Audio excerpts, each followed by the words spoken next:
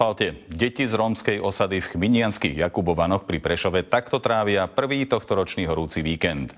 Netradičný akvapark majú hneď pred chatrčami. Tropické dni vylákali k vode aj rómske deti z chminianskych Jakubovian. Nemusia ale chodiť na žiadne kúpalisko, kúpu sa priamo v potoku, ktorý preteká osadou. Aká je voda?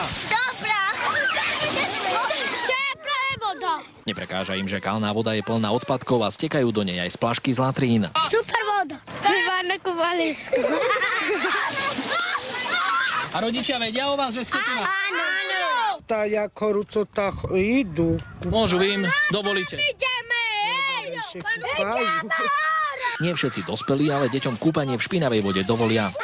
Táto špinavá voda, ne? Však to vidno, že nemôžeš do takej vody, nie? Po šantení v netradičnom akvaparku si potom všetci poľahajú na cestu a sušia sa na vyhriatom asfalte. Sem sa chodíte opaľovať? Áno. Z chminianskych Jakubovian Martin Jedinák, televízia Markíza.